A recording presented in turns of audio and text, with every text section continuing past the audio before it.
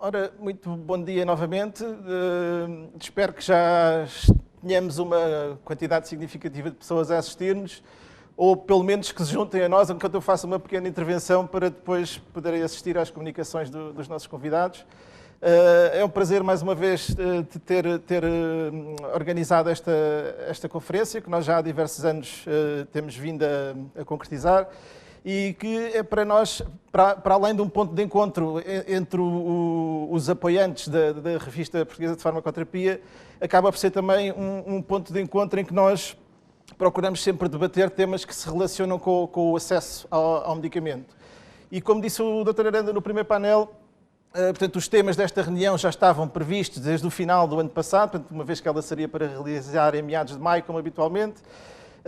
No entanto, o tema deste painel em particular assume uma relevância um pouco diferente daquela que tínhamos pensado ao início, uma vez que nós vamos falar sobre o acesso de proximidade aos medicamentos de utilização hospitalar, neste momento não apenas numa vertente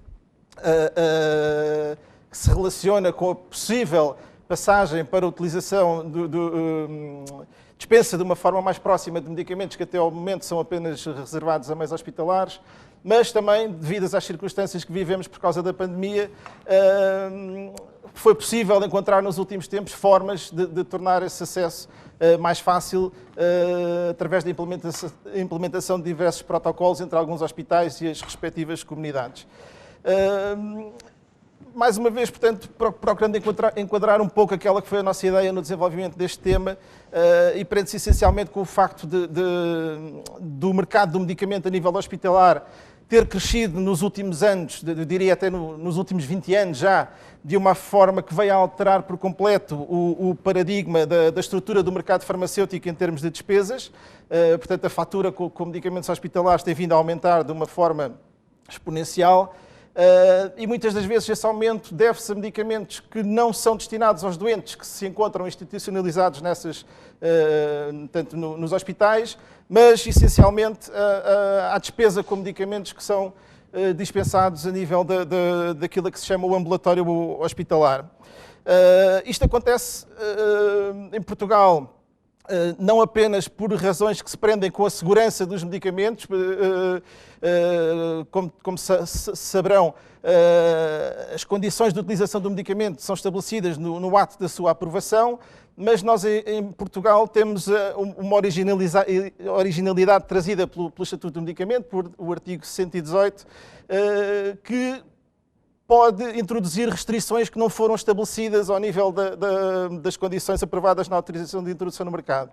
E nesse domínio nós temos em Portugal muitos medicamentos utilizados restritamente no ambiente hospitalar, o que não sucede noutros países que utilizam o fármaco ao abrigo das mesmas condições de autorização avaliadas pela Agência Europeia do Medicamento. Não só este detalhe, mas também, muitas das vezes, por questões de natureza financeira, é decidido a nível da avaliação da tecnologia da saúde que determinada área terapêutica ou determinado medicamento beneficia do financiamento diferenciado se for a utilização desse medicamento restringida ao ambiente hospitalar. Isso já foi, de certa maneira, aqui aflorado no painel da manhã, mas vamos agora, de uma maneira mais incisiva, abordar o tema. Eu gostaria também de relembrar que o testemunho, que este é um tema que já vem sendo estudado e alvo de interesse há bastante tempo, é precisamente o relatório produzido por um grupo de trabalho para regulamentar a dispensa por parte das farmácias de oficina de medicamentos reservados a meios hospitalares, que foi liderado pelo Dr. Heitor Costa em 2004, portanto já tem mais de 16 anos esse trabalho. Ao longo dos anos tem tido períodos em que este tema é esquecido, por vezes volta a ser reintroduzido na agenda, por exemplo, fazia parte do programa do Governo quando o professor Adalberto Campos Fernandes era Ministro da Saúde e continua agora na agenda. Veja-se o despacho publicado já este ano, que nomeou também um novo grupo de trabalho para estudar esse tema, com bastantes críticas por parte do setor profissional, das ordens dos farmacêuticos e dos médicos por não se sentirem aí representadas, mas teremos também aqui, certamente, neste painel, alguém que nos poderá trazer alguma informação acerca desse processo. Portanto, eu não me alongaria mais, que referia apenas também que o facto de nos encontrarmos em situação pandémica permitiu que alguns centros hospitalares desenvolvessem mecanismos concretos em parceria com as farmácias locais para garantir a distribuição dos medicamentos aos doentes que não poderiam sair da sua zona de residência, e também esperamos, durante este painel, ter aqui uma dissertação acerca desse assunto. Queria também mencionar ainda o facto de ter surgido recentemente um estudo da responsabilidade da Nova, que mostra o potencial de poupança que existe na deslocalização ou na possibilidade destes medicamentos poderem ser adquiridos nas farmácias locais e evitando deslocações, que foi estimado neste estudo que chegam a importar em 185 milhões de euros por ano, considerando as deslocações e o tempo perdido nas deslocações para que os doentes possam aceder aos medicamentos. Portanto, este era o enquadramento que nós tínhamos para este painel. Eu passava desde já a apresentar as pessoas que vamos ter connosco. Aqui, portanto, do meu lado esquerdo, temos o Dr. Heitor Costa, licenciado em Medicina, desempenhou diversas funções no Infarmed ao longo de vários anos. Foi também assessor do Secretário de Estado da Saúde, na altura em que precisamente coordenou o grupo de trabalho sobre este tema que eu referi há pouco. Passou ainda pela indústria farmacêutica e nos últimos 10 anos é diretor executivo da Apifarma, e eu se calhar passava-lhe já a palavra para não me alongar mais, e o palco é seu.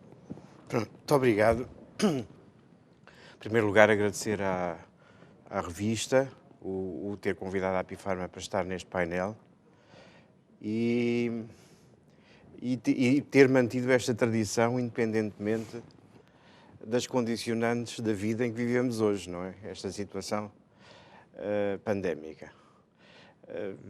É de facto bom que nós não alteremos a nossa vida ao ponto de deixarmos de fazer algumas coisas que são importantes. E esta reunião, de facto, é uma reunião que tem tido importância ao longo dos últimos 9 anos, esta é a 9ª, porque traz sempre assuntos controversos para discussão,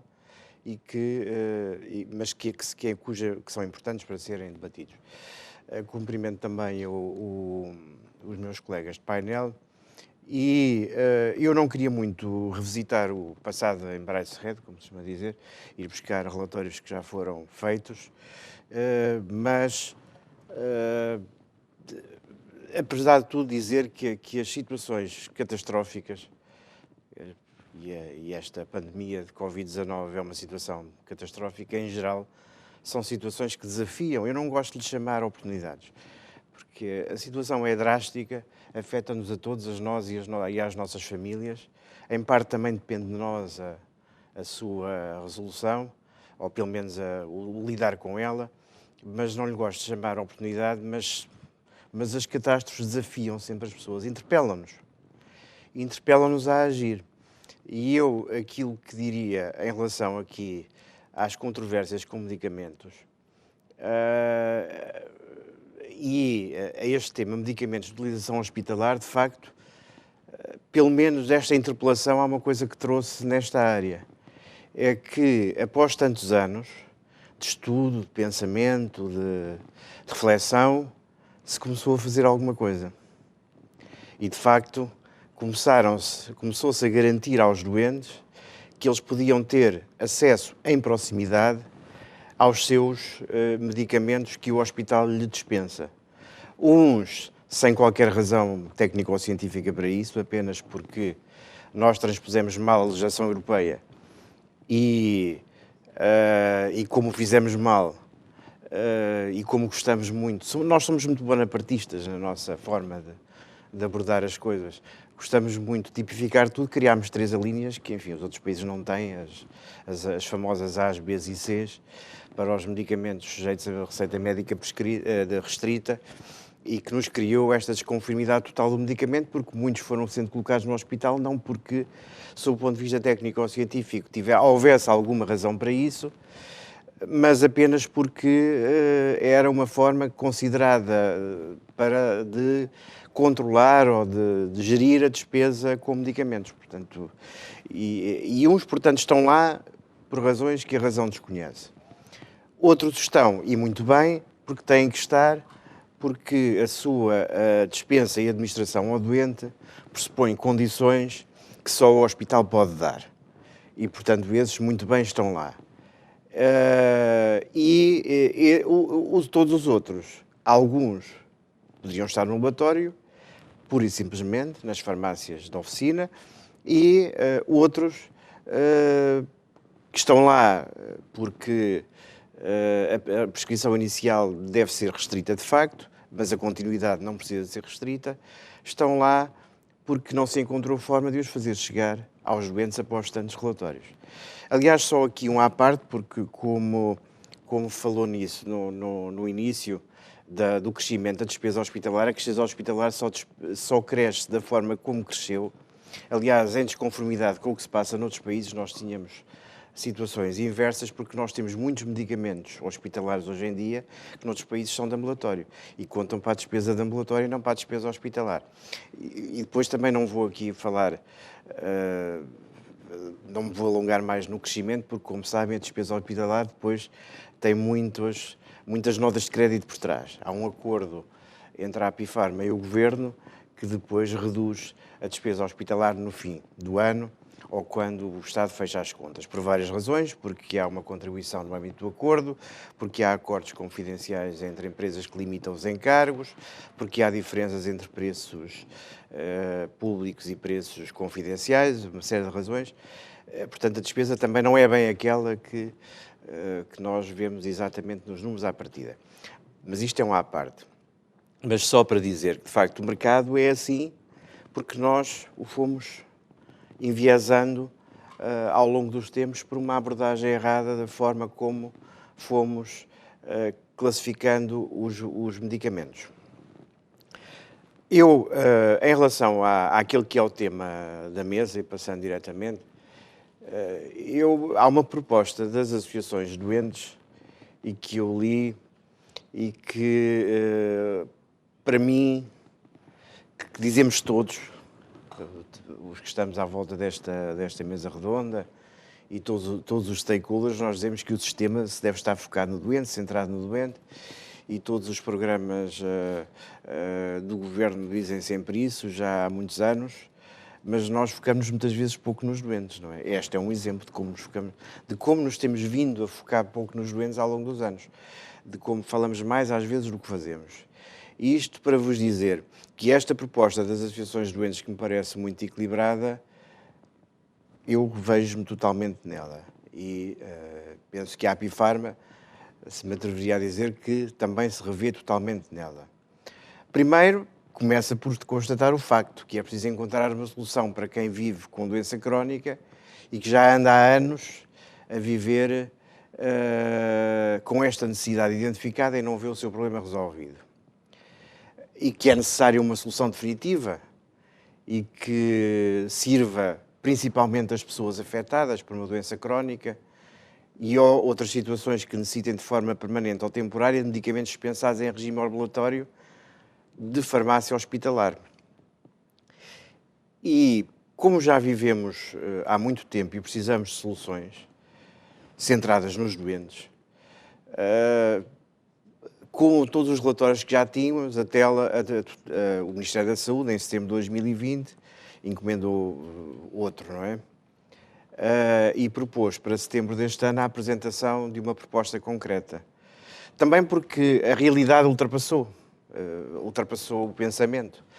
Porque durante o período de pandemia, de facto, a sociedade civil, os hospitais também, mas com muita colaboração da sociedade civil, digamos, e chamemos os bois pelos nomes, com a colaboração das farmácias de oficina e com a colaboração dos distribuidores, provou-se que foi possível encontrar uma solução para além daquelas que os hospitais também, alguns já tinham em regime experimental e outros iam experimentando e outros implementaram outras soluções, mas foi possível encontrar uma solução coordenada nacional que, de facto, conseguiu que medicamentos dispensados no hospital, mas que podem ser fornecidos no ambulatório ao doente, pudessem chegar ao doente, ou na sua farmácia, perto da sua residência, ou mesmo em domicílio.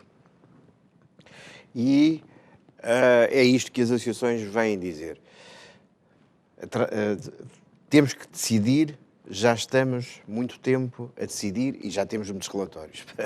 E todos apontam mais ou menos no mesmo sentido, agora vamos ter outro. Nas associações de doentes, o que é que eles propõem? Tem muitas coisas que são pormenores, que não me vou aqui a ter, mas no plano dos princípios, que é o que é importante, aponta para propostas que eu julgo que o Dr. Humberto, todos nós aqui, de uma ponta à outra desta mesa, nos revemos nelas. O utente deverá ter o direito à opção relativamente ao local de entrega dos medicamentos, o hospital do SNS ou outro local mais próximo, desde que sejam asseguradas as condições de conservação necessárias. E desde que, obviamente, no ato de prescrição e no ato do farmacêutico hospitalar se revele que isso é possível. O acesso em contexto de proximidade deverá cumprir todas as garantias de qualidade, segurança, rastreabilidade, proteção de dados e confidencialidade. Sempre que possível, deverão ser evitadas deslocações desnecessárias, contribuindo para uma redução efetiva da deslocação e da afluência de doentes às unidades de saúde sem uma necessidade evidente. O acesso em contexto de proximidade deverá ser sustentável sob o ponto de vista ambiental e económico, tanto na perspectiva do SNS como na dos utentes e da sociedade em geral. O modelo de acesso em contexto de proximidade deverá ser transparente e envolver quer as pessoas abrangidas, quer as associações que as representam, na definição, implementação, monitorização e avaliação do mesmo. O modelo de acesso em contexto de proximidade deverá ser comunicado em todos os formatos e plataformas disponíveis, através de uma linguagem simples, acessível a todos os utentes, e assegurado o cumprimento de todas as regras legais de acessibilidade previstas para todas as pessoas com qualquer tipo de deficiência. Na dispensa dos medicamentos deve ser aplicável a orientação em relação ao fornecimento de medicamentos biosimilares o modelo de acesso previsto de proximidade também deve ser aplicável à prescrição externa ao hospital do SNS, realizada no âmbito da portaria 48/2016, 22 de março, que eu, se não me engano, é que prevê que na dermatologia os consultórios certificados possam prescrever, pela Direção-Geral da Saúde, possam prescrever os biológicos e as pessoas e têm neste momento que levantá-los às farmácias hospitalares. Penso que são princípios muito claros que eu, pessoalmente, atrevo-me a dizer que nenhum de nós discordará deles. E as associações de doentes que assinaram esta proposta são muitas, representam várias áreas terapêuticas, representam doenças crónicas, doenças agudas, representam doenças que afetam mais pessoas jovens, pessoas com mais idade, portanto são amplamente representativas da sociedade portuguesa e das pessoas que vivem com doença. Em relação à questão da distribuição e da dispensa em proximidade, designadamente em ambulatório, o slide que passou era só para referenciar que, no âmbito daquilo que foram os apoios da Apifarma à sociedade civil e também às instituições do Estado, no âmbito da primeira vaga da Covid-19 e que ultrapassaram 3,5 milhões de euros, também ajudámos, colaborámos, através até do próprio orçamento da Apifarma, além da colaboração que outras empresas também fizeram através dos seus próprios orçamentos, com este projeto que se chama Operação Luz Verde, e a quem demos apoio institucional e que depois suplementámos com algum apoio financeiro, no sentido de que, para além da dispensa em farmácia de oficina, nas situações em que era importante que os medicamentos chegassem ao domicílio, pudesse ser custeado esse passo de dispensa, que era fazer chegar ao domicílio do doente. E não é por acaso que eu ponho ali aquele slide com a Ordem dos Médicos e a Ordem dos Farmacêuticos, a Ordem dos Médicos, que diz no seu site, Operação Luz Verde, medicamentos hospitalares vão chegar de forma mais fácil aos doentes. Isto para vos dizer que os principais profissionais de saúde que lidam com medicamentos a nível hospitalar, os médicos que os prescrevem e os farmacêuticos que os dispensam, se reviram também na criação deste projeto e fui buscar a operação ao site da Ordem dos Médicos, porque como o projeto era da autoria da ANF, ficam aqui excluídos todos os conflitos de interesse de âmbito farmacêutico. É a Ordem dos Médicos que os diz. Em relação à Apifarma, esta é a nossa posição que transmitimos ao famoso grupo de trabalho que foi criado agora para estudar novamente o assunto, avaliando os projetos que existem a decorrer a nível dos vários hospitais, avaliando-os com elementos indicados por esses hospitais. Não houve aqui grande preocupação em incluir neste grupo de trabalho os outros stakeholders que foram ouvidos, enfim, na discussão das conclusões já discutidas pelos membros do grupo, que não incluía nem doentes, nem outras partes interessadas. E em relação a uma primeira reação, em relação àquilo que é proposta prévia, porque não temos ainda nada concreto nas mãos, foi prometido, e na última reunião do Conselho Consultivo do Infarmed, o Sr. Vice-Presidente do Infarmed, o Dr. Freire Vaz, mostrou a capa do relatório, que foi enviado à tutela, mas nós desconhecemos, não o temos, conhecemos a capa da reunião, mas para dizer o seguinte, que na primeira reação a esse relatório, que se agora à parte tem uma diferença substancial em relação ao tal estudo da 16, já não me lembro há quantos anos atrás, é que esse relatório há muitos anos atrás, há mais de uma dezena de anos, tinha um grupo mais alargado, mais difícil de gerir, de facto de 20 pessoas ou 30, já não me lembro, que tinha os representantes das ARS, representantes dos hospitais, representantes da ANF, da Ordem dos Médicos, da Ordem dos Farmacêuticos, da Comissão Nacional de Luta contra a SIDA, do IGIF, tinha muito mais representantes, mais difíceis, mas era mais plural.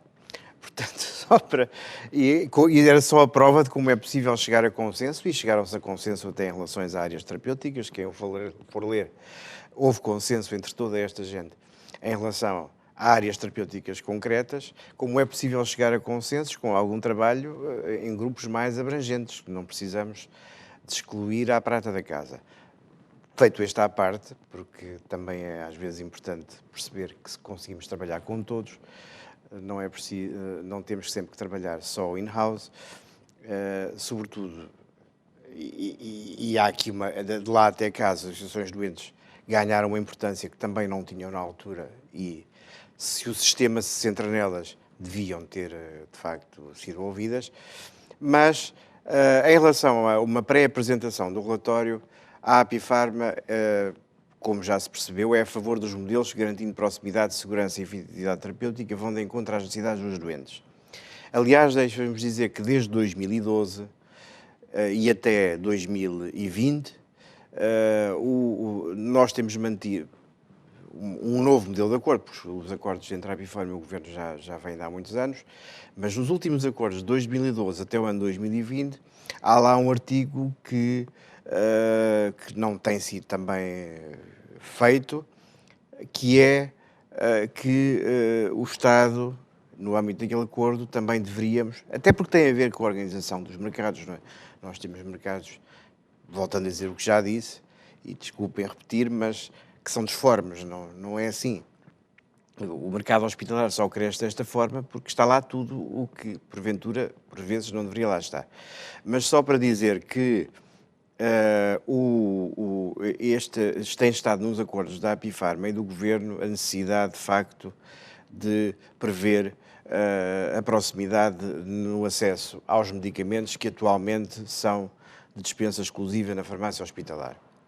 E, portanto, somos a favor e temos até isso num acordo com o Governo. E a Apifarma entende que para os medicamentos de uso exclusivo hospitalar, devido às suas características farmacológicas, à sua novidade ou por razões de saúde pública, devem ser os prescritores a decidir os meios e os veículos para o assegurar e a farmácia hospitalar no âmbito da instituição e, obviamente, tem aqui também um papel. Dependendo do contexto, patologia, utente, classe terapêutica, organização do sistema de saúde e área geográfica, será a responsabilidade de cada hospital, partilhada com o doente, onde é originada a prescrição, a decisão alternativa, dispensa própria ou proximidade. O custo associado à dispensa de medicamentos em proximidade deve ser mantido a nível da gestão hospitalar. E esta é uma posição clara da Apifarma. Outra posição que temos que aqui também ser bem claros é que, no que se refere à transferência de medicamentos que, tendo em consideração as condicionantes técnico-científicas, possam ser hoje dispensados em ambulatório e transferidos para lá, a introdução destes medicamentos deve ser realizada pelas regras normais do abastecimento do mercado ambulatório, em termos de preços e margens do ambulatório aplicáveis. E esta foi a primeira reação, de facto, que tivemos perante este relatório. Não lhe conhecemos os pormenores, não sabemos mais. Agora, de facto, só para terminar, é fundamental que se faça alguma coisa nesta área. E nós, partes interessadas, sejam os hospitais, sejam a indústria, sejam as farmácias, sejam os distribuidores que estão no meio, sejam os doentes que são de facto, a parte mais importante, no fundo, para quem todos nós trabalhamos, devemos, de facto, com mais relatório ou menos relatório, definitivamente dar aqui um ponto final a isto. É uma aspiração com tantos anos. Não vamos agora resultar deste último relatório mais um, porque isto às vezes em Portugal é um pouco a nossa tradição. Quando não queremos resolver nada, fazemos grupos de trabalho, já lá dizia o Salazar. Mas eu diria que terminou o tempo dos grupos de trabalho, e era com isso que queria finalizar, e que passemos todos à ação. Os vários stakeholders da sociedade civil têm demonstrado que são capazes de se entender em várias iniciativas que hoje decorrem. Existe uma Convenção Nacional da Saúde, existe um Conselho Estratégico da Saúde, existem hoje múltiplas iniciativas em que os diferentes parceiros se conseguem entender. Até a Ordem dos Médicos e a Ordem dos Farmacêuticos, que eu próprio, mesmo quando foi a questão das faltas de medicamentos, e a Ordem dos Médicos e a Ordem dos Farmacêuticos se entendem. Também não vamos escamotear que sempre houve aqui cada um defendendo um pouco aquilo que é a sua prerrogativa no sistema. Durante alguns anos não se entenderam e não estou a dizer mentira nenhuma. Mas até esses se entenderam, ao ponto de, na questão agora, durante o período mais agudo da primeira onda da pandemia, os médicos e os farmacêuticos terem acordado ao nível das ordens que as receitas médicas nos medicamentos do ambulatório podem ser reaviadas pelo farmacêutico da oficina, encarregando-se o farmacêutico da oficina de avisar o médico para depois validar a prescrição que foi feita. Era uma coisa que eu acharia inimaginável há alguns anos atrás. E se até aí nos conseguimos encontrar soluções, eu acho que neste momento não temos razão nenhuma para que, com aqueles princípios que os doentes defendem, são basilares e são pacíficos, penso eu, não passemos definitivamente à ação e com mais relatório ou menos relatório, senão corremos o risco de passar a vida a visitar o passado em braço reto, que era uma série muito engraçada, muito interessante, e todos, provavelmente, alguns de nós viram e gostámos, mas não é isso, não é assim que a vida deve ser. Eu gosto de uma citação que é do Martin Luther King, não sei se ela é exatamente bem assim agora, mas de facto é nas situações de crise que os homens se revelam. E se revelam na forma como conseguem ultrapassar os problemas. E esta, de facto, há aqui muitos desafios para os homens se revelarem, os políticos, o governo, todos os outros, mas também há aqui um desafio muito concreto para que nós todos nos revelemos e resolvemos este assunto de uma vez por todas. Muito obrigado. Muito obrigado pela partilha da posição que veio aqui trazer-nos e também gostaria de fazer aqui um parênteses agradecendo a referência do Heitor ao facto da importância de ter o doente no centro e da importância da colaboração das associações de doentes, para lembrar que nós também temos sempre esse cuidado de ter nos painéis representantes das associações de doentes, e para quem está lá em casa poderá parecer estranho até ao momento não ter acontecido isso, mas temos essa intervenção prevista no painel da tarde, e no painel da manhã também estava, mas infelizmente por uma questão de um procedimento inadiável, a doutora Elsa Fraser Mateus não pôde estar cá presente, e por isso mesmo fazer aqui este parênteses. Ia passar agora a palavra ao Dr. Humberto Martins, meu colega, licenciado em Coimbra, onde foi também dirigente da Associação Académica de Coimbra. É uma pessoa com um conhecimento muito vasto e também com uma visão ampla do setor, talvez das pessoas que têm 360 graus garantidos no setor do medicamento. Portanto, passou pela Ordem dos Farmacêuticos e pela Ordem dos Médicos, como secretário-geral e como assessor técnico. Teve também na indústria farmacêutica, foi também assessor da Secretária de Estado da Saúde e há já alguns anos é diretor da área profissional da ANF, e muito obrigado por estar aqui presente hoje connosco. Muito obrigado, muito bom dia a todos que nos estão a ouvir. Naturalmente, agradecer duplamente o convite, não só para estar aqui hoje, mas também por nos permitir normalizar algumas das nossas interações e realmente poder estar aqui mesmo com esta distância, falar com pessoas sem máscara ou sem uma tela de ecrã à frente, é retomar uma experiência muito agradável.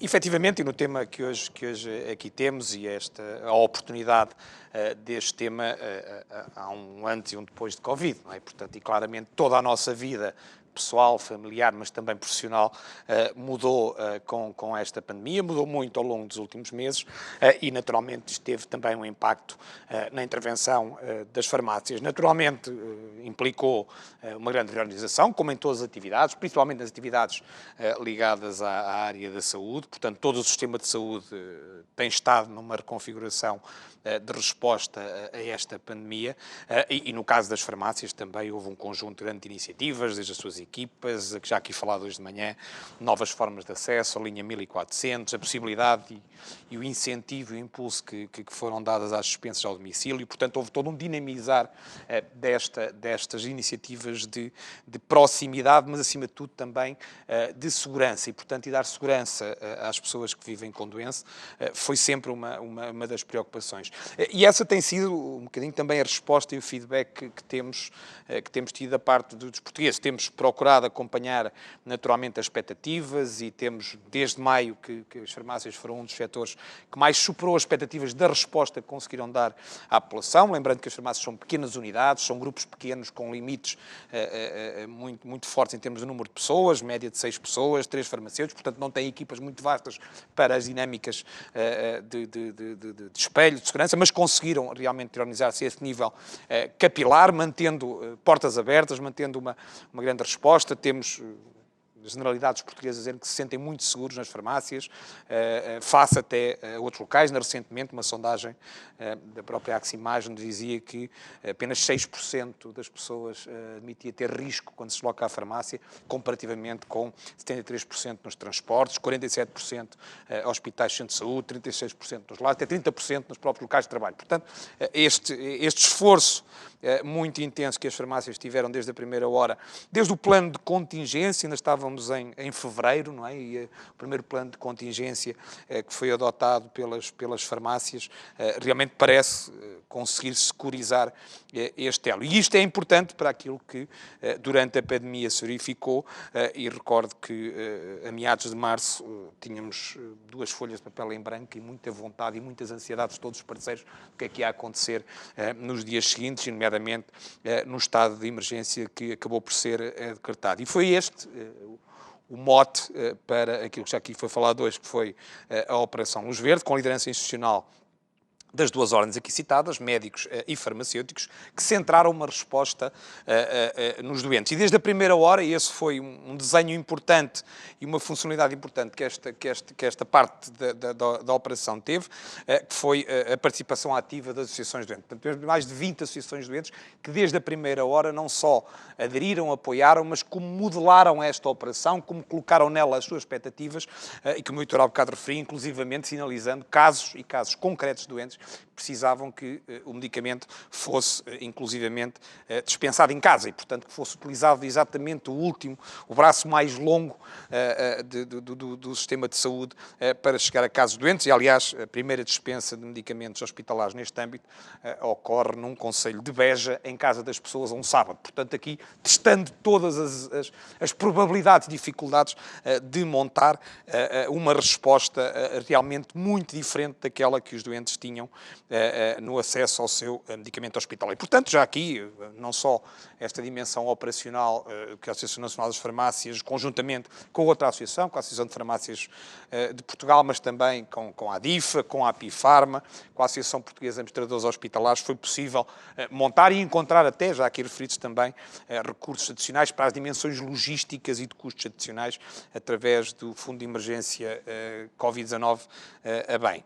E é neste âmbito que a definição inicial também já aqui foi importante a participação dos doentes e até um bocadinho, atrevo-me a dizer, alguma liderança e condicionamento destas iniciativas nesta matéria. Desde logo porque houve princípios muito claros, mesmo numa operação de emergência, mesmo numa operação naturalmente limitada no tempo, e estamos a recordar num país que estava em lockdown, num país que estava em estado de emergência, fechado, parado, em que não podíamos circular. A ansiedade dos doentes e as exigências dos doentes realmente eram algo de irrelevante, importante e impactante para todos e, portanto, a liberdade de escolha. E não substituirmos, não arranjarmos aqui soluções em que condicionávamos a resposta seguinte. E, portanto, aos doentes foi transmitido, inclusivamente foi aberta essa possibilidade de escolherem a forma mais conveniente e efetiva na sua perspectiva para aceder a estes medicamentos, escolhendo a farmácia comunitária onde se sentiam mais confortáveis, onde teriam mais confiança, que melhor encaixava nas suas expectativas. Outro ponto muito importante, naturalmente, garantir, reforçar todos os mecanismos de confidencialidade. As farmácias comunitárias são locais de saúde, têm, naturalmente, farmacêuticos com iguais níveis de obrigação deontológicas em relação ao seu sigilo profissional, mas quisemos ter esta diferenciação pela positiva. E, portanto, através de uma iniciativa desencadeada pela Ordem dos Farmacêuticos, a linha de apoio farmacêutico, todos estes processos, esta nova ligação, foi exclusivamente intermediada por farmacêuticos. E, portanto, garantindo aqui que havia sempre um profissional de saúde que, para além das responsabilidades e das qualificações em relação aos temas, em relação às questões, às dúvidas, desde a interação com o hospital, com os colegas da farmácia hospitalar, até à interação com a farmácia comunitária, com os farmacêuticos comunitários, havia sempre um contínuo de um profissional de saúde a acompanhar este processo. Naturalmente, assente outros princípios, o circuito seguro, portanto, não criando aqui, não improvisando naquele que é um circuito seguro, validado, rastreado, conhecido pelo próprio tutela, pelo Infarmed, portanto, utilizando todos os mecanismos que estão já no terreno em relação à segurança, à rastreabilidade, à utilização de mecanismos de logística e de transporte e de conferência que são conhecidos e rastreáveis e, naturalmente, nesta fase em que todos estávamos perante as incertezas, sem haver aqui novas barreiras. E, portanto, assumido pelas farmácias a oferta aos utentes da sua dispensa do medicamento, da sua intervenção profissional, da resolução do problema relacionados com aquele medicamento, naturalmente sem criar aqui novos encargos para os hospitais nesta fase e, portanto, a Operação Luz Verde, que decorreu até 31 de maio, teve estes princípios, que, de alguma forma, também alteraram a subsequente. E depois, já fora do período de emergência, tivemos uma que se mantém como uma outra resposta, já num ambiente fora deste cenário de emergência. E, de facto, temos temos resultados, temos evidências, consubstanciamos aquela que não seria mais do que uma boa vontade ou até uma intervenção voluntarista dos diferentes agentes do setor medicamento, temos resultados concretos nesta ligação entre a farmácia hospitalar e a farmácia comunitária. Portanto, durante a Operação Luz Verde tivemos de forma muito direta 12.500 impactados, 33 hospitais, 2.275 farmácias, e aqui a dispersão, nós tivemos em 306, 284 municípios em que houve dispensas destes medicamentos, portanto, é todo o país, os doentes estão em todo o país, não estão concentrados, as suas necessidades estão espalhadas por todo o país.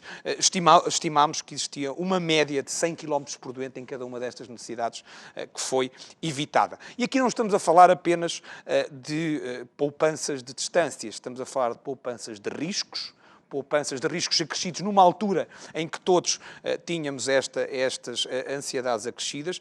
Estamos em crer que evitámos a exposição de pessoas particularmente fragilizadas a riscos adicionais, riscos de deslocação, riscos de contacto mais próximo com outras pessoas. Naturalmente, poupámos os próprios unidades hospitalares para se concentrarem na resposta emergente que lhes estava a ser colocada como novidade em relação ao próprio Covid. E é este o formato que realmente a Operação Luz Verde dá uma resposta que depois, a partir de 31 de maio, já num outro formato de apoio, em que as farmácias mantêm a sua disponibilidade para atenderem qualquer pedido dos hospitais. Continuamos, ao nível da Associação Nacional das Farmácias, da Associação de Farmácias de Portugal, a ter o Serviço de Apoio Farmacêutico, o SAFE, que interliga os hospitais que assim o entendam nesta dimensão, sendo, naturalmente, aqui já cada hospital livre e responsável da parte da logística associada.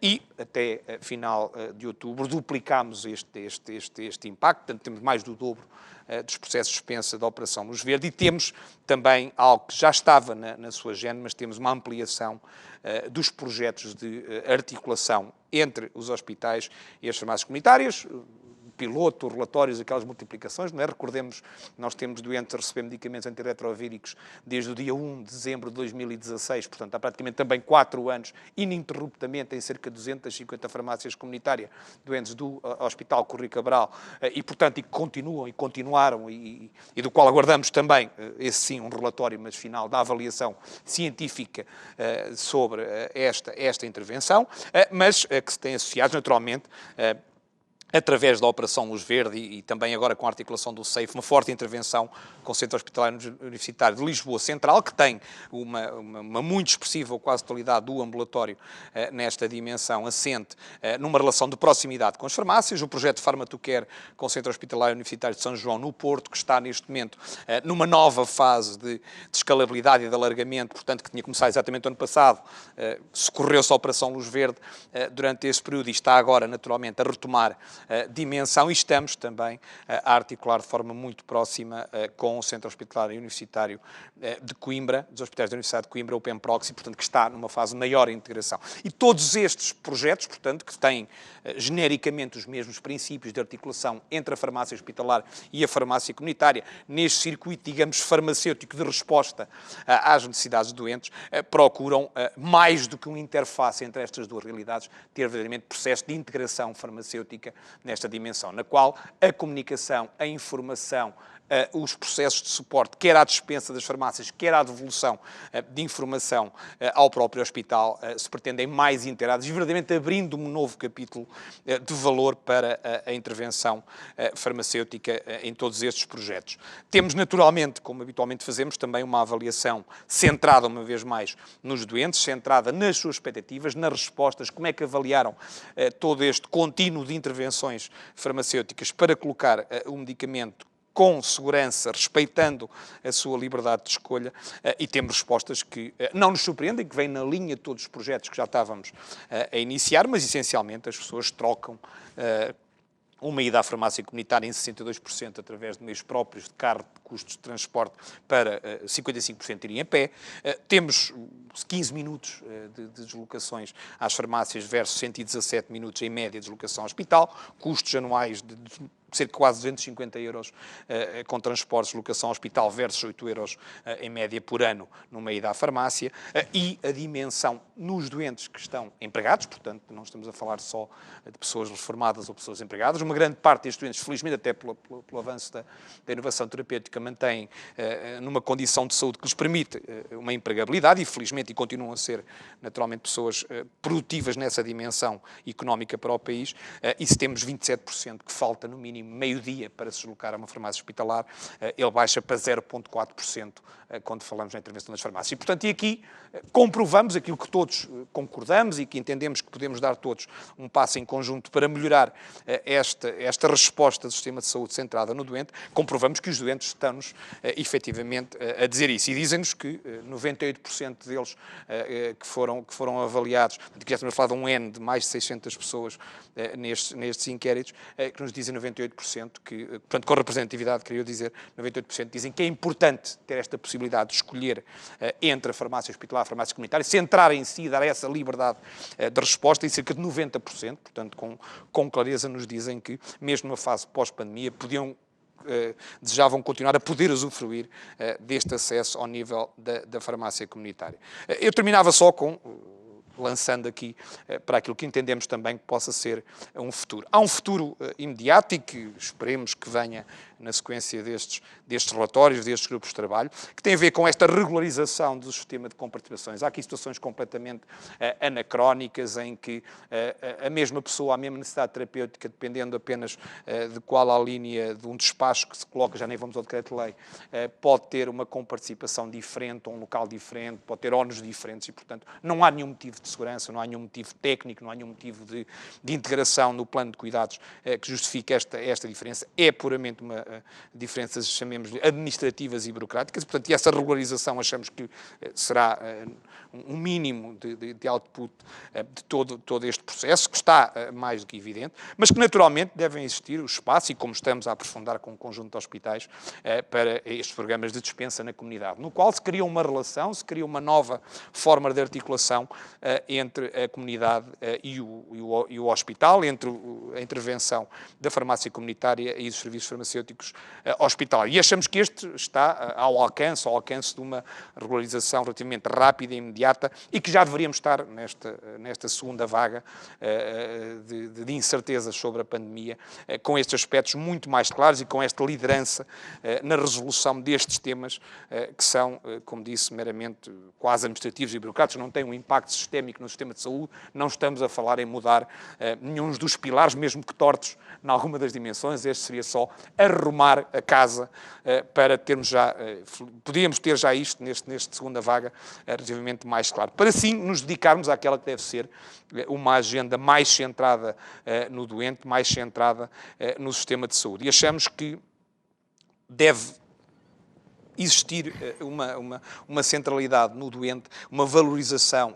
desta própria intervenção do doente, assente numa melhoria da intervenção farmacêutica. Houve aqui uma oportunidade para o setor do medicamento, houve uma oportunidade para o setor do medicamento de liderar e até demonstrar uma prova de conceito de que consegue organizar-se nessa dimensão. Achamos que há espaço natural para uma melhor articulação entre farmacêuticos comunitários e farmacêuticos hospitalares, centrada no doente e não apenas ficarmos todos, digamos, presos às questões burocráticas e administrativas e não estarmos a olhar para a verdadeira proposta de valor. Porque, naturalmente, achamos que há aqui oportunidades para ganhos em saúde diferentes também nestas dimensões. Não é apenas mudar de local, não é apenas uma questão de reivindicação de um setor ou do outro. Há aqui questões que estão por resolver. Nós, quer nos projetos já tínhamos articulação hospitalar, quer durante a Operação Luz Verde, detectámos situações em que há problemas de adesão, em que há problemas inclusivamente com o uso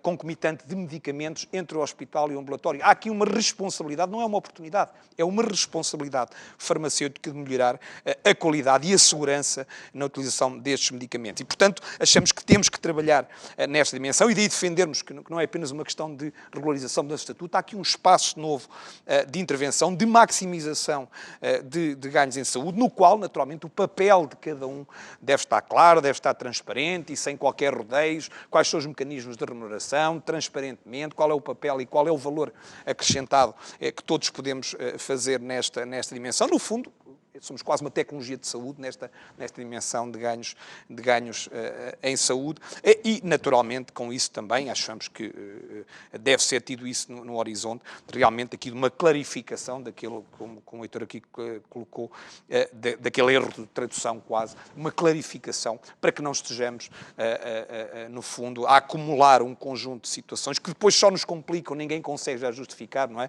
A razão já desconhece o que se passou há mais de 20 anos atrás para algumas destas classificações, mas continuamos aos doentes que hoje são diagnosticados a dizer, bom, você, porque há 20 anos houve aqui uma questão que não ficou bem clara e que não temos conseguido, e acho que a primeira responsabilidade cabe ao setor do medicamento e até liderar esta dimensão. Não temos conseguido, portanto, você agora tem aqui mais umas alíneas, tem aqui mais uma burocracia, tem que trazer o papel, tem que trazer o SMS, a receita, e, portanto, às vezes parece que a centralidade do doente ou do cidadão no sistema de saúde é no meio de todos estes processos, a levar o papel de um lado ao outro, a levar o exame, a levar a receita. E aí sim está centrado no doente, mas na burocracia e não na saúde. Portanto, é esta, mais do que uma oportunidade, ou encararmos isto como sendo aqui algum tipo de mudança pela mudança, há aqui uma responsabilidade dos profissionais, a começar, e daí simbolicamente foi importante ser convocado e esta liderança pelas próprias ordens dos profissionais de saúde, que é quem conhece os doentes, que é quem acompanha a necessidade, é quem monitoriza estas diferentes ansiedades que se colocam do doente. Não há sistema seguro e efetivo do medicamento se o doente não tomar o medicamento, se o doente tiver barreiras no acesso. Não há, todo o sistema não funciona, é muito seguro, mas tem um grau de eficácia zero e, portanto, temos que claramente que encontrar aqui novas equações de valor acrescentado, no qual achamos que legitimamente e de forma transparente, o temos dito, as farmácias estão qualificadas, aptas, capacitadas, com tecnologia que permitem dar ao sistema de saúde, permitem dar em primeira mão aos próprios hospitais uma informação mais fina. E não é uma questão de, às vezes estamos nesta altura com as questões ideológicas, não é uma questão de ideologia, é uma questão de matemática, não é? Temos 3.000 pontos de acesso que conhecem de forma mais granular todos os doentes, que podem acompanhá-los, que vivem com a multimorbilidade que estes doentes já têm e polimedicação, e, portanto, e que encontram aqui já oportunidades de melhoria da utilização dos medicamentos. Portanto, continuamos a fatiar o doente à imagem do sistema de saúde. Acho que seria, isso sim, uma responsabilidade perdida nesta pandemia. Muito obrigado, Humberto, por esta intervenção tão eloquente. Passava agora ao Dr. Armando Alcobiya, o nosso próximo participante. O Dr. Armando Alcobiya é diretor dos Serviços Farmacêuticos do Hospital Garcia da Horta, onde já está desde 1994 e tem integrado a Comissão de Farmácia Terapêutica, a Comissão de Ética do Hospital. Foi também membro da direção da Ordem dos Farmacêuticos. É membro da Comissão de Avaliação de Medicamentos e frequentemente destacado para participar em diversos grupos de trabalho da especialidade. E está, portanto, certamente de posse de muitos conhecimentos que nos poderá transmitir aqui hoje. Nós também tínhamos previsto a participação de uma pessoa da autoridade neste painel que não pôde vir e não indicou ninguém em substituição, aludido um pouco ao facto de ter aqui representado uma pessoa que está no grupo de trabalho de que tanto se fala. Convidámo-lo como farmacêutico hospitalar e damos a liberdade para fazer o tipo de intervenção que melhor achar. Muito obrigado. Muito obrigado, Sérgio. Agradecer o convite da Revista Portuguesa de Farmacoterapia, mais uma controvérsia portanto, o tema pode ser considerado controverso, mas não é tanto assim. Eu começaria por dizer que, como farmacêutico hospitalar, obviamente, temos aqui uma visão muito no terreno. E ouvindo aqui o Dr. Humberto a falar, eu estudei também em Coimbra, e claramente percebo porque é que nem sequer na lista da Associação de Estudantes estava, e não tinha hipótese nenhuma de ser dirigente da Associação Académica de Coimbra. Há aqui uma fase pré e pós-Covid em tudo, não é? E esta discussão, que já vimos, o Dr. Heitor já referiu, tem bastante tempo. Eu posso referir que os farmacêuticos hospitalares talvez tenham sido os primeiros a sentir que havia necessidade de alterar alguns circuitos e alguns processos, tendo em conta a acessibilidade e a proximidade ao medicamento. O Hospital Garcia de Horta, por exemplo, há mais de 8 anos, iniciou uma parceria com os hospitais da Zona Sul para que os doentes transplantados renais em Almada não se tivessem que fazer 600 km para vir buscar a sua medicação. Isto foi há mais de 8 anos. E de que forma? Fizemos uma articulação entre farmacêuticos e colocámos a medicação de um hospital num hospital de proximidade. 2 anos depois, portanto há 6 anos, sensivelmente, verificámos que resolvemos em parte um problema dos doentes mais distantes, mantivemos os problemas dos doentes mais próximos. Muitas vezes, doentes que moram relativamente próximo de um hospital têm a mesma dificuldade de acesso ao medicamento hospitalar. Portanto, e nesse sentido, desenvolvemos também um programa de acesso, articulando neste caso não com os colegas farmacêuticos hospitalares, mas com os colegas farmacêuticos comunitários, um projeto de entrega em farmácia comunitária de proximidade. Portanto, isto há 6 anos. Como o Hospital Garcia de Horta, outros hospitais sentiram esta necessidade. Portanto, foram surgindo aqui projetos, nomeadamente ao nível do CHU, que foi referido, São João, IPO, Santa Maria, Viseu. São vários os exemplos que estão no terreno e eventualmente foram esses exemplos que já estão no terreno que motivaram convites para participar no tal famoso grupo de trabalho que já foi aqui referido e que eu não estou mandatado formalmente para falar, posso dar só a minha opinião. Posso dizer também que, e foi referido já pelo Dr. Heitor, realmente a evolução, a inovação em termos de medicação, medicamentos inovadores de mercado, tem em Portugal um acesso muito mais a nível hospitalar do que a nível ambulatório. Não é exclusivo de Portugal. Portanto, realmente, a classificação do uso restrito hospitalar e esta forma de cedência não é exclusiva de Portugal. Há outros países que têm, no fundo, um processo semelhante, mas outros existem em que a farmácia comunitária está mais envolvida na distribuição desses medicamentos. E, portanto, é óbvio que também por esse acréscimo, por esse volume, não só em termos monetários, ou seja, de valor associado a que foi referido, mas também em termos de quantidade. Ou seja, a matemática existe por algum motivo e, portanto, se nós, farmacêuticos hospitalares, temos que gerir 10 medicamentos inovadores, prestar o máximo de assistência aos doentes que os consomem, temos de nos organizar para fazer o mesmo tipo de trabalho, com a mesma qualidade, para 100 medicamentos, para 200 e para 300. Portanto, chegará uma altura, não é, onde ou há um teto, ou temos hipótese de melhorar por outra via. Portanto, também parece que é muito consensual, ao nível dos farmacêuticos hospitalares, seguramente, e pelas discussões havidas, e depois refiro-me também, no fundo, encontros pré-Covid que houve também no Infarmed. O que é que acontece? É muito consensual de que, atendendo a questões de segurança, e também, em algum caso, a questões económicas, existe uma série de medicamentos que podem, naturalmente, passar para uma cedência mais próxima, neste caso, ao nível da farmácia comunitária. E, portanto, esse é um ponto que me parece transversal. Porque é que já não foi feito, porque é que não está no terreno, ultrapassa-me, mas acredito também, já foram referidos, há questões de preço, de comparticipações, que, no fundo, condicionam essa situação. Portanto, estamos, farmacêuticos hospitalares, absolutamente tranquilos que muitos medicamentos, por questões de segurança, porque, no fundo, são clássicos, se conhecem, podem ser, no fundo, cedidos em farmácia comunitária. Muitos deles têm genéricos e continuam em uso exclusivo hospitalar. Portanto, estamos a falar de cedência com segurança. Nesse sentido, e pré-Covid, o Dr. Humberto também fez parte, no fundo, desse grupo, um pouco por força desta realidade e dos projetos que estavam no terreno, começámos a discutir pré-Covid como é que podia ser a abordagem a esta questão, sabendo que já tinha havido reuniões, um grupo de trabalho anterior, e, portanto, avançámos um pouco neste contexto que parece-me transversal.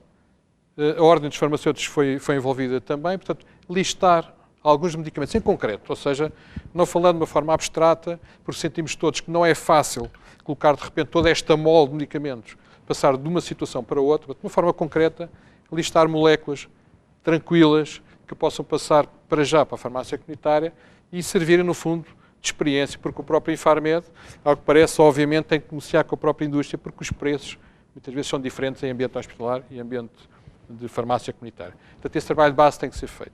Portanto, nesse pré-Covid, esse grupo de trabalho desenvolveu, no fundo, algum trabalho, escreveu um relatório, envolveu, no caso, a Ordem dos Farmacêuticos, no mínimo, mas a ANF esteve presente, os farmacêuticos hospitalares que referi, e depois, face à complexidade da situação que, entretanto, surgiu, fomos metidos aqui num turbilhão. E, portanto, em termos de farmácia hospitalar, para ter uma ideia, já fiz um bocadinho o histórico, Os recursos mantiveram-se e, de repente, foi dito aos doentes que normalmente acediam aos hospitais para fazer o levantamento da terapêutica que não o fizessem. Essa mensagem foi muito forte, muito taxativa. Não sei se foi a melhor mensagem, porque para além destes doentes que iam levantar a terapêutica, a mesma mensagem passava para todos os outros doentes. E nós temos, neste momento, a dificuldade de recuperar a confiança de alguns doentes que faltam a consultas, que adiam cirurgias e que podem causar problema a si próprios. Portanto, foi uma mensagem realmente muito forte, porque todos estávamos no meio, no fundo, no cenário que não contávamos e completamente novo. A realidade é que nós tínhamos mais de 150 mil doentes que, com problemas vários que já foram referidos, se dirigiam aos hospitais fazer o levantamento da medicação e, de repente, receberam esta mensagem. Portanto, não calculam o que é responder aos anseios destes doentes, tentando que a medicação não seja interrompida. Eu penso que os farmacêuticos hospitalares, obviamente, que somos poucos, não temos grandes meios, mas eu não posso publicamente, não sendo juiz em causa própria, deixar aqui uma mensagem do relevante trabalho, qual formiguinha, que foi feito pelos farmacêuticos hospitalares que garantiram que a medicação não fosse interrompida. Tivemos, obviamente, vários apoios, muitos pontos onde nos agarrar, e isso, estamos imensamente gratos por isso, mas eu não posso deixar de realçar, como primeiro ponto, a capacidade que tivemos, muitas vezes, de garantir condições de acesso aos próprios hospitais, no fundo, contrariando um pouco a mensagem que passou clara. Portanto, todos fizemos isso. Criámos aquelas condições que agora são, no fundo, perfeitamente estabelecidas. Distanciamento social, máscara se o doente não tivesse, era cedida à entrada da farmácia, do ambulatório da farmácia hospitalar. E, portanto, esse tipo de condições foram criadas na altura e permitiram que cerca de 90%, 80%, 90% dos doentes mantivessem esse acesso por essa via. Ou seja, aqueles doentes, de alguma maneira, vivendo mais próximo, tendo capacidade de acesso, continuassem a fazer. Mas muitos, de facto, nós recebemos telefonemas, coisas do género. Eu vim para a Terra, a minha mãe veio comigo, tem 2 comprimidos e gostávamos de saber como é que a medicação nos vai chegar aqui a casa. Porque ouvimos na televisão que ela vai chegar a casa. Portanto, este foi o cenário real. E, portanto, tivemos o apoio da LAF. Portanto, foi realmente a Operação Luz Verde. Foi aqui um bom contributo que teve desde o início, no fundo, a suportar parte destas dificuldades, os doentes mais críticos, ressalvo. Tivemos apoios de nós, por exemplo, no Hospital Garcia de Horta, nunca tínhamos utilizado os CTTs como meio de envio, por questões óbvias, mas num cenário destes, até porque o tempo em março, como calculam, não esteve propriamente muito quente, e tivemos essa janela de oportunidade, portanto, lançámos medicação que era possível por via de CTT, tivemos um acordo com a Câmara de Almada, juntas de freguesia, voluntários, enfim, jogámos mão de tudo, numa situação perfeitamente extraordinária. Obviamente não é aquilo que se pretende que se mantenha eternamente, mas eu relevo esta situação porque 80%, 90% dos doentes mantiveram acesso ao nível da farmácia hospitalar e os farmacêuticos hospitalares conseguiram criar condições para que isso acontecesse e não houvesse interrupção da terapia. Ora bem, o grupo de trabalho, penso que é isso que depois o Sérgio com certeza vai querer saber mais algumas coisas. Face a esta situação completamente crítica, foi pedido ao Infarmed a criação de um grupo de trabalho para discutir novamente este ponto. E foi dado ao grupo de trabalho 2 meses para fazer, no fundo, um relatório. Como calculam, não é fácil. Eu não posso deixar aqui dar também uma palavra aos profissionais do Infarmed, porque conseguiram não só envolver os elementos nomeados do grupo de trabalho, as associações de doentes. Nós fizemos dezenas de reuniões por Zoom, de outra maneira é impossível. Portanto, de facto, estas tecnologias permitiram acelerar processos que, de outra forma, num processo clássico, era impossível fazer o que quer que seja, ouvir quem quer que fosse naquele espaço.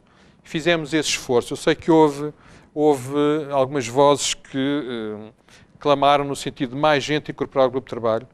Não há, obviamente, nenhum problema que isso acontecesse. Ultrapassa-nos. Portanto, eu presumo que, face à situação concreta, à realidade, foram buscar exemplos que estavam no terreno e contaram com o bom senso das pessoas, com a experiência que têm no terreno e também, obviamente, com os aportes, como foi já referido, associações de doentes, ordens. Portanto, nós ouvimos muita gente.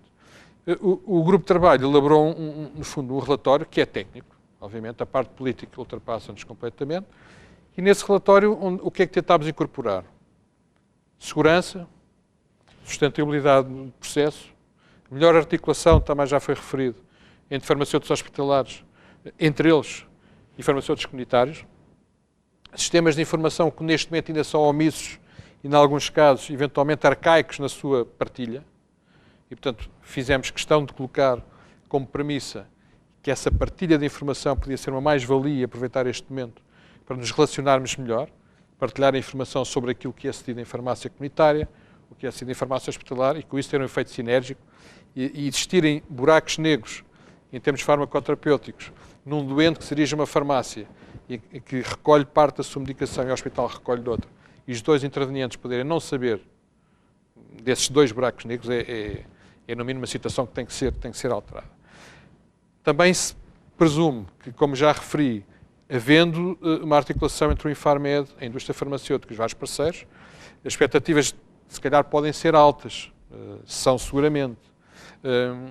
Eu não sei se elas devem ser mantidas muito altas ou rebaixadas um pouco, não é esse o ponto, mas eu acredito que será sempre melhor iniciar o processo do que mantê-lo tão complexo e de uma forma tão abrangente que ele fique parado à mesma. É evidente se perguntar a qualquer doente, eu penso, todos nós somos potenciais pessoas com doença, não é? E, portanto, temos familiares e nós próprios. E sentimos, obviamente, que isto é uma situação que é passível de ser melhorada. Se eu tenho que deslocar 30 ou 40 km, faltar meio-dia ao meu emprego para ir buscar a medicação, eu não quero manter-me assim. Não é? Portanto, se me for perguntado, olha, tem hipótese de ir a uma farmácia comunitária, buscar a próxima, eu digo sim. Também se me perguntarem se eu quero ter médico de família, claro que sim. E se quer que seja no mesmo bairro onde eu estou para não me deslocar, eu vou dizer obviamente que sim. Não é? É um anseio normal. E, portanto, daí até depois, à realidade, à colocação no terreno, todos os pontos, é aquilo que puder ser feito. Não é? Porque há questões, enfim, laterais, de financiamento, de sustentabilidade, como referi, do próprio sistema, que é importante garantir. Não vale a pena dar 2 passos a correr em frente para depois dar 3 para trás. Portanto, do grupo de trabalho, o que é que eu posso dizer? Uma grande colaboração e empenho tem que ter isto, dos profissionais do Infarmed, que garantiram estas reuniões, no fundo, o próprio trabalho em si, de afinar as várias propostas. Isto não é absolutamente consensual, mas é muito transversal, posso dizer-vos. Há algumas questões que são mais de pormenor e depois de implementação no terreno. Eu penso que todos percebemos este contexto. Agora, depois, é também uma componente política, se quisermos, e de articulação entre partes, que, no fundo, ultrapassa este grupo. O professor Faria Vaz esteve à frente dessa equipa do Infarmed e foi incansável e pelo menos mostrou a capa já numa reunião.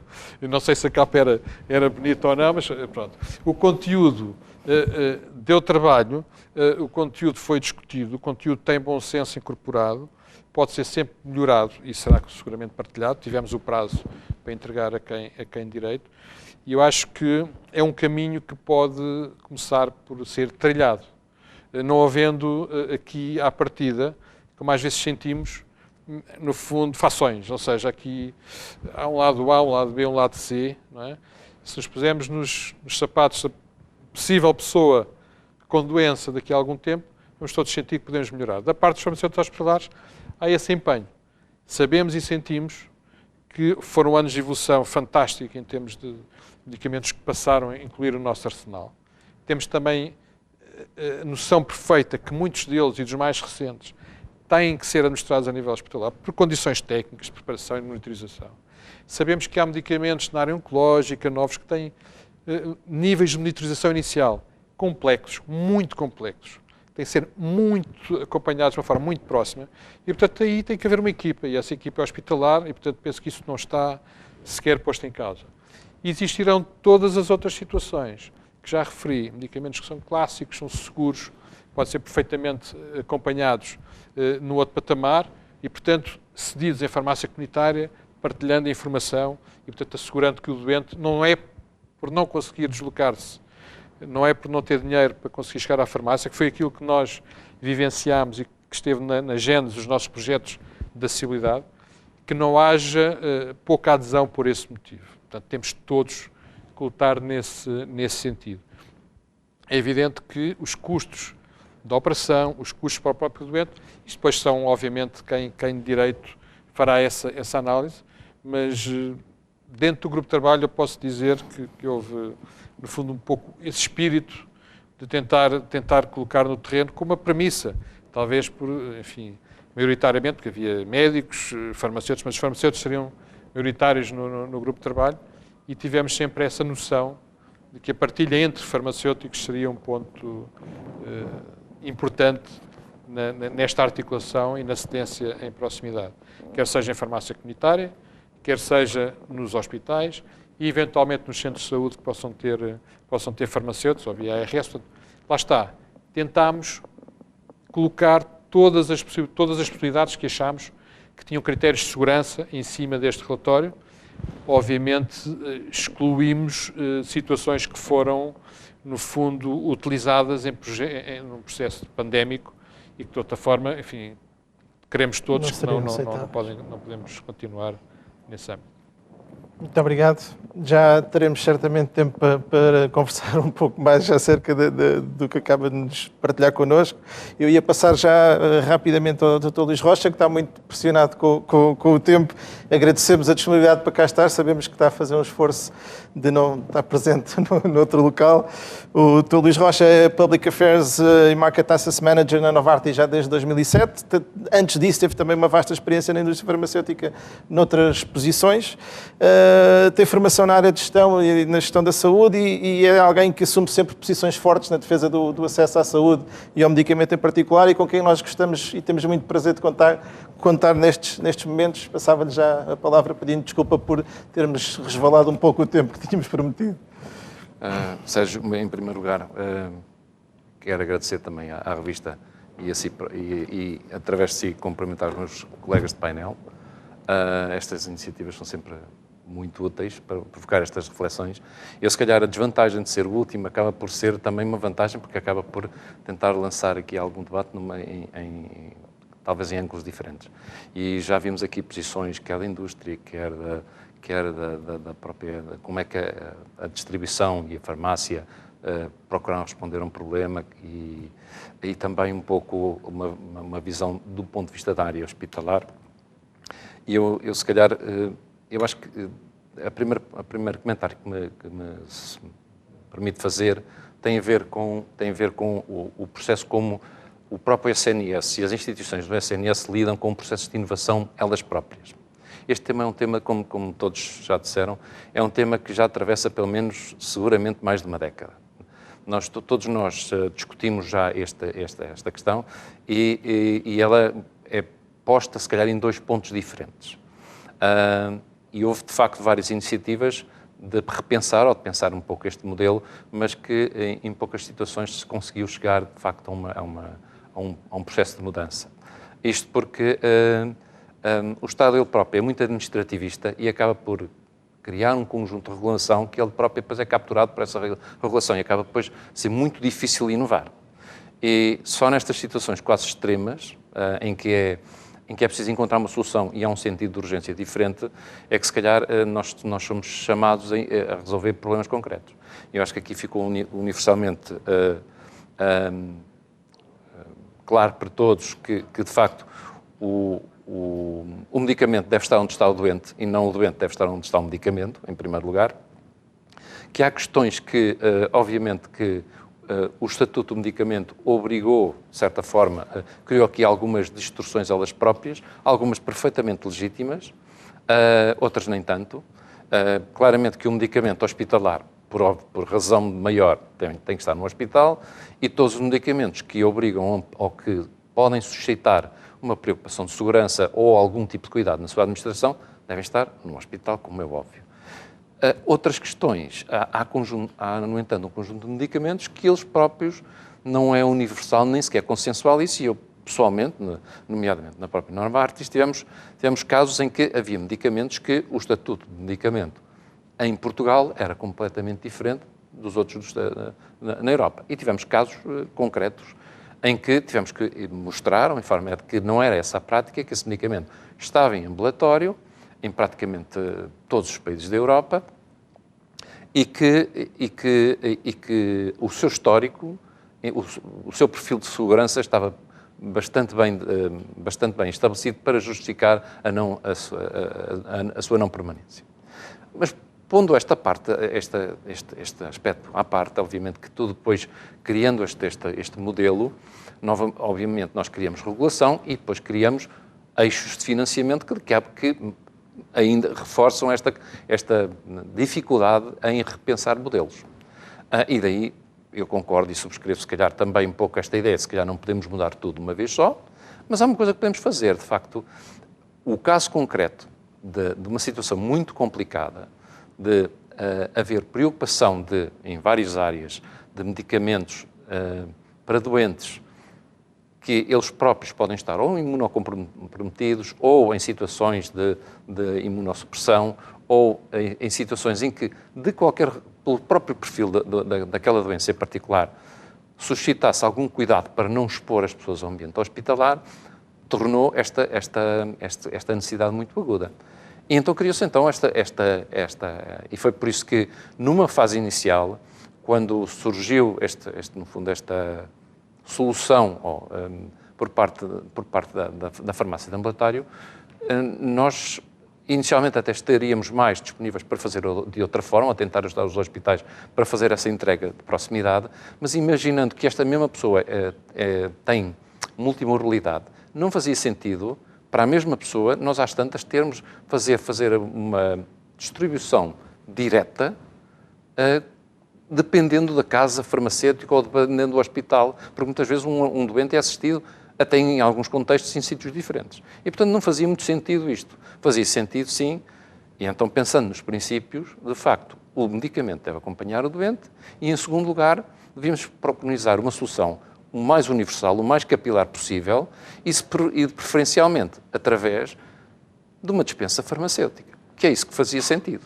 E foi nesse sentido que, quando esta proposta surgiu, a Novartis foi potencialmente uma das empresas que olhou para esta solução como uma solução muito útil para prestar um serviço de qualidade. E, portanto, foi neste sentido que nós procuramos contribuir um pouco para esta solução. Não estávamos aqui, de modo nenhum, a criar nenhuma alteração às vias de financiamento, nem à regulação, apenas o que estávamos a fazer era criar uma extensão natural dos serviços hospitalares através de uma rede capilar, protocolada e auditada. E, no fundo, pareceu-nos que era a solução certa. Agora, pensámos, obviamente, que tudo isto presumia que isto era uma questão, se calhar, até de short term, que teríamos pouco tempo, que isto era, se calhar, rapidamente se encontraria uma solução, ou se calhar este segundo pico não teria a expressão que tinha e que podíamos voltar a um normal. E a evidência parece que nos está a mostrar que isso não é ainda verdade, se calhar ainda temos algum tempo ainda pela frente e se calhar estes modelos devem ser repensados de uma forma com um horizonte mais longo. E, no fundo era isto, um pouco esta mensagem que queria trazer, de facto, uma solução mais capilar, mais universal, bem alicerçada entre protocolos, entre profissionais da farmácia hospitalar e da farmácia de ambulatório, parece-nos perfeitamente a solução certa. E depois, então, encontrada nos princípios e nas vocações de cada profissão este desígnio, então monte-se então a regulação e os financiamentos devem acompanhar. E não o contrário, porque às tantas estamos a ser um pouco prisioneiros e o nosso modelo de inovação acaba por ser prisioneiro de regulações que às vezes uma pessoa já se perdeu, a razão e o propósito já se perderam lá atrás. E é no fundo essa reflexão que eu acolho com muita expectativa também a reflexão que foi feita no grupo de trabalho, porque eu volto a dizer, o medicamento deve seguir o doente e se no passado potencialmente havia até questões de preocupações no controle da dispensa, no controle físico do medicamento para evitar situações em que havia, por exemplo, estoque demais num determinado doente. Esse tipo de situações não poderiam acontecer, mas hoje em dia os sistemas de informação e os protocolos estão aí. Eu penso que não é assim, não será, tendo esta visão, não será difícil de implementar. Muito obrigado pela capacidade de síntese no encerramento aqui da ronda de intervenções. Obrigado a todos. Vamos abrir agora, apesar de já algum atraso, um pequeno espaço de debate em que cada um poderá eventualmente contrapor as ideias que foram aqui surgindo. Eu gostava apenas de fazer um apontamento, é que parece mais ou menos consensual entre todos os stakeholders que existem hoje em dia condições técnicas que permitem que esta alteração de paradigma vá para a frente. Portanto, parece que será aqui apenas da decisão política de realmente avançar e de estabelecer as regras para implementar esta mudança que já há tanto tempo está prevista. Chamava a atenção que, apesar deste grande consenso que parece haver, há sempre aqui dois grandes bottlenecks, que é, por um lado, as competências técnicas, a capacidade de prestar um serviço numa área de especialização diferente de onde ele habitualmente vinha a ser prestado. Esse parece-nos ser o mais fácil de resolver, porque com a evolução quer das competências técnicas dos farmacêuticos, quer da formação que se possa dar, quer das tecnologias também, será certamente de fácil implementação. O grande problema residirá, porventura, naquilo que o doutor referiu, do custeio desta distribuição. Nas suas palavras, disse que deveria manter-se no canal hospitalar.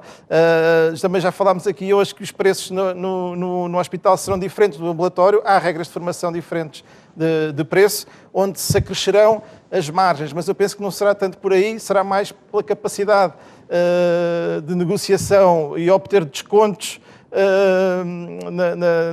portanto, na negociação hospitalar, que eventualmente poderão não ser garantidos nesta passagem. E, portanto, gostava então agora de ouvir a vossa opinião acerca destes pontos. Posso, assim, sim, vamos começar por aí. O Infarmed terá, no fundo, essa incumbência, não é? Se houver uma lista de medicamentos para passarem para a farmácia, para a distribuição em farmácia comunitária, não é? Ele tem, neste momento, toda a medicação cedida no ambulatório hospitalar é comparticipada a 100%, ou seja, o doente, obviamente, não tem nenhum tipo de encargo.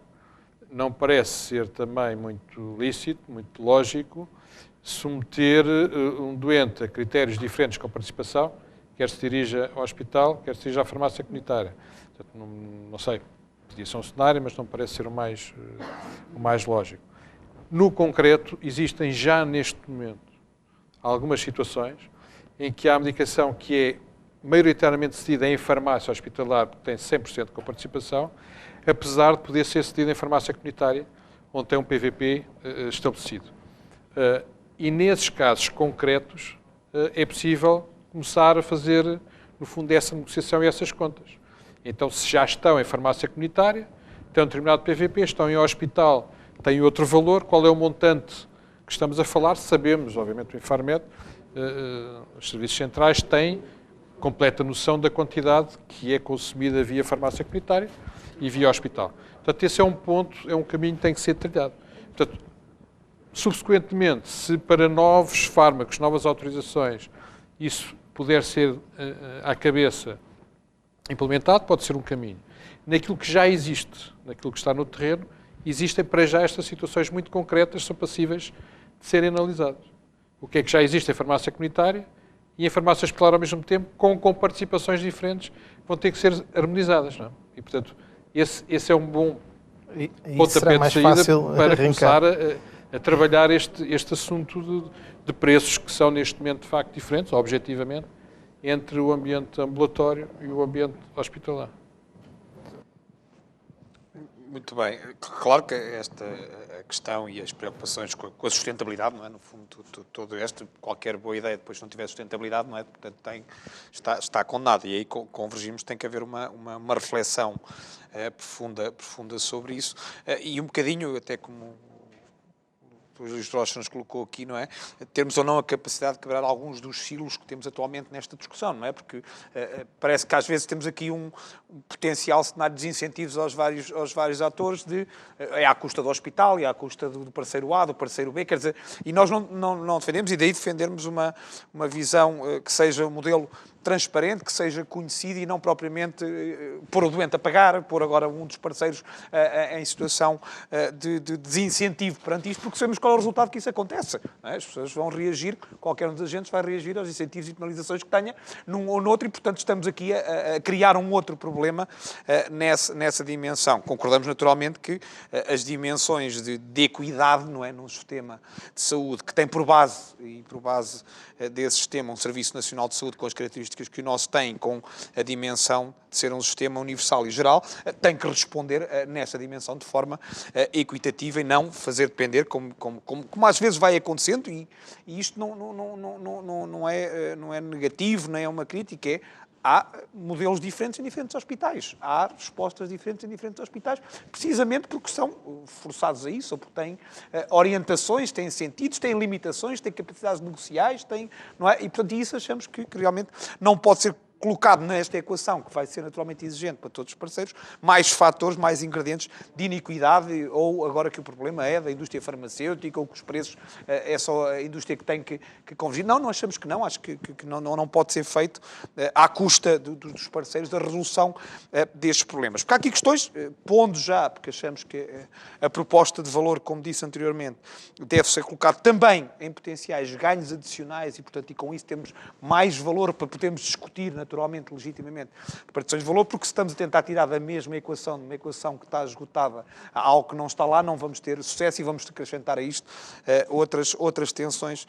nessa matéria. Agora, é um momento de também, quer nas dimensões de que chamei há bocadinho de regularização mais imediata, que já não há qualquer motivo, quer na forma como olhamos para o futuro, precisamos efetivamente ter aqui decisões, ter linhas de orientação de como é que vamos resolver ou começar a resolver estas dimensões também da sustentabilidade, que a todos interessa. Às farmácias, de forma, nos seus legítimos interesses, e a Associação Nacional das Farmácias representa-os de forma transparente, nos seus legítimos interesses de sustentabilidade, de rentabilidade, de manutenção em funcionamento deste setor, não interessa um presente envenenado, algo que não é sustentável, que mais dia, menos dia vamos ter aqui problemas para todos e, no fundo, criamos perspectiva aos utentes que depois não vamos ter.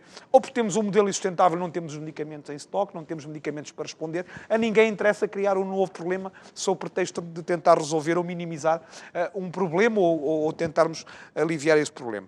Sobre as questões das competências técnicas, só um segundo, temos naturalmente tido esse foco e essa atenção, inclusivamente também, naturalmente, com a própria regulação profissional da Ordem dos Farmacêuticos sobre estas matérias. Achamos que há aqui um caminho também de evolução, até de convergência cada vez mais, até na linguagem de farmacêuticos comunitários e farmacêuticos hospitalares, no qual temos todos passos para dar, e é por isso que mesmo neste cenário de emergência que foi a Operação Luz Verde, não é? Abrimos os nossos recursos formativos e educativos a muitas destas áreas, e temos hoje em dia formação para farmacêuticos comunitários nas áreas terapêuticas que, por tais motivos quase históricos, nem estava. Temos antirretrovirais, temos oncologia, temos esclerose múltipla, temos novos módulos que fomos acrescentando, e que foram muitos deles, e de forma também naturalmente legítima, co-construídos com os colegas dos hospitais, co-construídos com os diversos projetos nos quais temos estado envolvidos, co-construídos com médicos dos hospitais, que naturalmente, não é, temos que convergir nessa dimensão. Capacitação tecnológica, acho que é aí que estamos, enquanto país à vontade, até que os de manhã, não é? Somos um país da Europa, ao nível do setor farmacêutico de ambulatório, dos mais evoluídos, consegue dar resposta, consegue, não é, responder, muitos deles em real time, estes projetos que estamos a falar de maior integração farmacêutica entre o hospital e a comunidade. Estamos a falar de registros em tempo real no hospital, com ainda um caminho para evolução, mas, portanto, em que o medicamento do hospital que está sendo dispensado numa farmácia está a ser devidamente registado no processo hospitalar daquele doente a quem diz respeito. Portanto, é este nível. Portanto, preocupa-nos mais as questões formativas, desenvolvimento, em que falemos todos a mesma linguagem para que exista uma integração de cuidados. E às vezes é uma barreira muito maior esta questão quase cultural e semântica de estarmos todos efetivamente a falar a mesma língua e falar do mesmo doente, como é óbvio. Obrigado, Eduardo. Então, abriu o debate. Pedi-lhe agora que o encerrasse de uma maneira breve. Não, mas vou pegar só aqui na questão das competências e depois na questão do financiamento. As competências é a coisa que menos me preocupa aqui. Sempre confiei, confio e confiarei no nosso sistema de ensino e dos médicos e farmacêuticos que lá saem. Todos muito competentes nas suas áreas e, sobretudo, muito capazes de acompanhar a evolução do conhecimento científico. E, portanto, isso aí é a menor preocupação da minha vida, ou da vida da indústria, ou deverá ser a menor de qualquer português. São duas profissões altamente especializadas e altamente atualizadas ao nível do estado da arte no seu métier.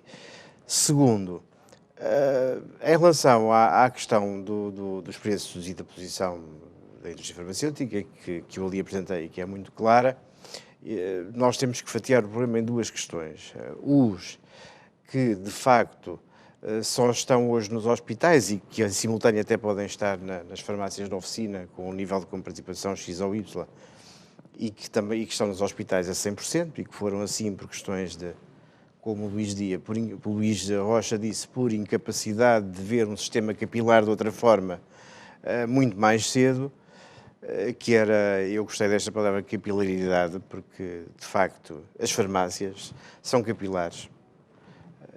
Não sei o que tenho que dizer isto, mas, de facto, já muita coisa fechou e elas ainda lá se mantêm, em muitos sítios. Eu tenho uma casa fora de Lisboa, lá que é no campo mesmo, mas depois lá na freguesia mesmo, lá há a igreja e ao lado está a farmácia, ainda lá está. E isto só para dizer que, de facto, esta capilaridade que fomos incapazes de criar de outra forma, mas que temos uns players, uns atores, fujo aos inglesismos, que são capazes de manter, é importante.